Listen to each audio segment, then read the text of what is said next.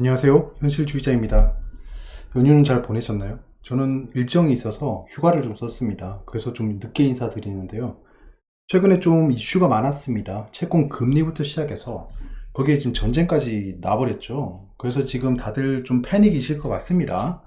사실 뭐 이런 시장에서 패닉이 아닌 분들이 어디 있겠습니까? 많은 좀 다른 측면의 말씀을 한번 드려보고자 합니다.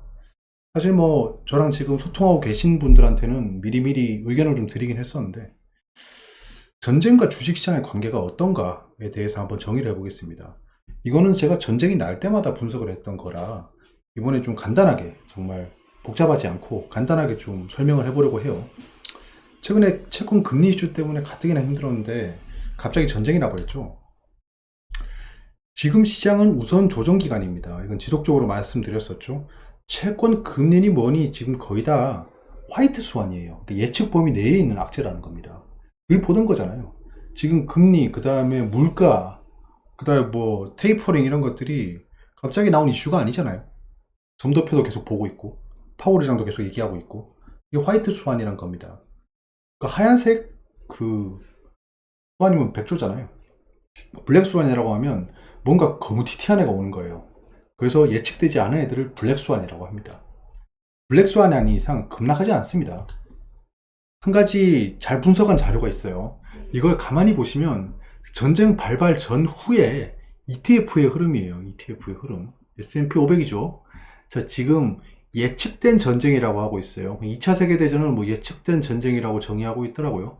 걸프전, 아프가니스탄, 이라크, 그 다음에 러시아, 우크라이나 이런 전쟁들이 있는데 전쟁이 발발하고 나서 그전에는 좀 조정세가 있었어요. 예측이 됐다는 건 그전에 알고 있었다는 거잖아요. 그전에 조정을 보이다가 전쟁이 발발하면 주가가 올라갔다는 겁니다. 그 다음에 예측되지 않은 전쟁, 뭐 진주만 공습, 이건 예측이 안 되죠. 한국전쟁도 뭐 예측 범위 내에 있던 전쟁은 아니었어요.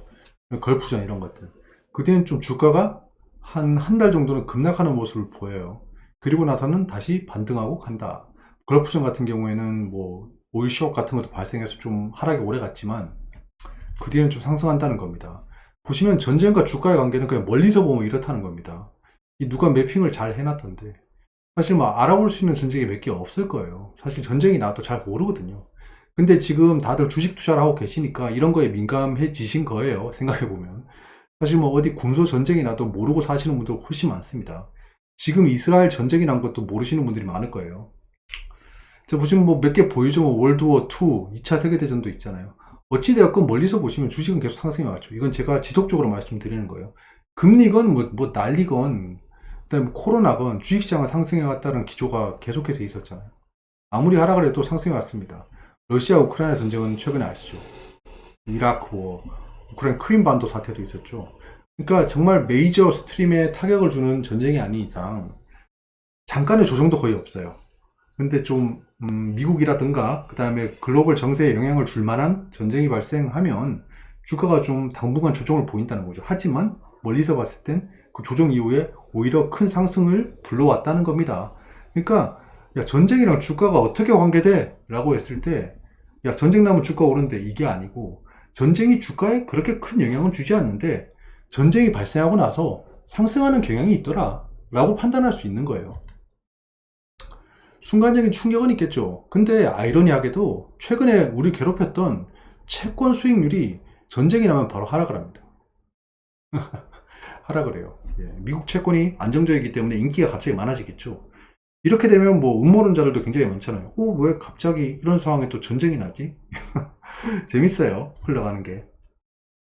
미국채 금리가 거의 뭐 장기채가 단기채에 접근하고 있었잖아요. 굉장히 위협을 하고 있었습니다. 근데 지금 이렇게 조정을 보이고 있다는 거죠. 일률적으로 적용할 수는 없을 거예요.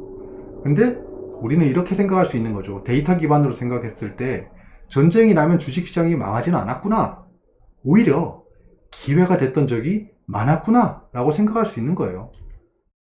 지금 코스피 상황이 어떤가요? 지지선을 깨고 내려왔죠. 그 다음에 반등세를 보이고 있어요. 아이러니하죠. 여기서 다시 쭉 하락할 수도 있어요. 근데 단기적인 하락 추세는 끝났고 그 다음에 어느 정도 지지선을 받쳐주는 거래량이 발생하고 있죠. 이 정도면 반대 매매가 발생했다고 봐야 돼요. 지금 신용에 대한 규모는 예전이랑 비할 바가 안 돼요. 2배가 넘었죠. 그래서 반대 매매의 규모도 굉장히 큽니다. 그럼 하락을 더 가속화시킬 수 있겠죠. 그런 측면에서 많은 하락이 일어났고 바닥을 잡고 상승하는 모습을 보이고 있습니다. 이게 찐바닥인지는 몰라요. 쌍바닥까지 가능합니다. 하지만 여기서 V자 반등이 일어날 수도 있다 정도는 체크해 볼 수 있겠죠. 거기에 투자를 해볼 수 있는 거겠죠. V자 반등이 아니면 자르고 나오면 돼요. 손해만 안 보면 되는 거 아니겠습니까? 지수 트레이딩이 그런 거죠. 지수 트레이딩이야말로 진짜 기술적 분석으로 적용할 수 있는 가장 좋은 분야죠. 왜냐하면 무언가의 세력이 그렇게 가지고 놀 수 없는 게 지수입니다. 종목이야 가지고 놀겠지. 작전주 같은 것들 가지고 놀겠죠. 하지만 지수는 그렇게 쉽게 가지고 놀 수 없다는 겁니다. 코스닥은 뭐 놀랍게도 예전에 저희가 생각했던 지지선까지 와서 반등하고 있죠. 코스피 주봉을 보시면 이 페일러 스윙을 지적해드렸고 그거만큼의 하락이 일어나고 있죠. 그러니까 페일러 스윙이 발생하면 추세를 이탈하는 트랩 스윙이 발생할 수 있다는 겁니다. 페일러 이후에 트랩 이후에 페일러 계속 반복되는 거죠. 그래서 추세를 유지하되 이 진폭을 유지하되 좀 그런 규칙이 생기는 거죠. 페일러라는 건 결국에는 그 추세에 미치지 못한 거잖아요. 그만큼 힘이 부족했기 때문에 내가 공을 위로 던져요.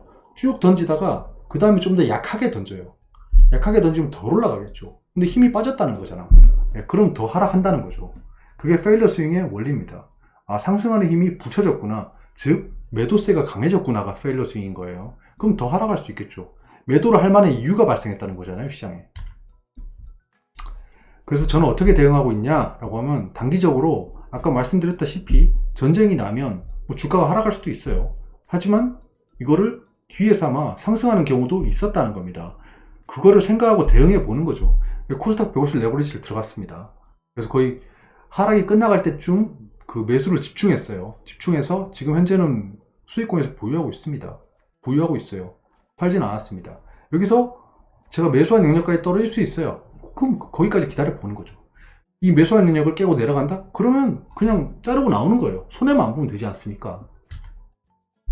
에코프로입니다. 에코프로 같은 경우는 전 지속적으로 트레이딩하고 있잖아요.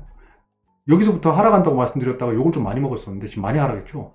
하락할 때마다 계속해서 반등을 취하고 있습니다. 그래서 이번에도 좀 하락을 이용해서 좀 매수에 들어갔어요. 그래서 현재는 수익권에서 좀 보유하고 있습니다. 에코프로는 좀 비중이 큽니다. 갭 하락을 하면 좀 손해가 클 것 같아요. 하지만 여기서 갭 하락을 할 만한 이유는 앞으로 발생하지 않는다. 갑자기 뭐 나라들이 줄줄이 뭐 전쟁에 참여한다. 그것도 잘 모르겠어요. 지금 이미 블랙스완이 화이트 스완이 된 상황이잖아요. 그게 뭐 큰 영향을 주겠습니까? 그 가장 가까운 예시를 들어보면 코로나 때를 들 수 있을 것 같아요. 코로나 발발했어요. 큰일이네. 2차 확산, 3차 확산, 4차 확산. 그때 당시에 제가 올린 영상의 기조가 그거잖아요. 이미 발생한 이슈는 달코 다른 이슈고 그거는 금융시장에 큰 영향을 줄 수 없다라는 거죠. 지금 현재 이스라엘 쪽에 전쟁은 발발했어요. 거기서 뭐 더 확전이 되고 커진들 그러면 안 되겠지만 그 전쟁은 그러면 안 되겠지만 일단 주식시장을 봤을 때 말씀드리는 거예요. 그게 막 갑자기 막 하락을 크게 불러올 만한 이슈는 아니란 겁니다. 다른 이슈가 발생하겠죠. 반등에 실패하면 자르고 나오면 됩니다. 고집 부리지 말고 시장에 순응하면 됩니다. 지금은 비이성적인 장임에 틀림없습니다.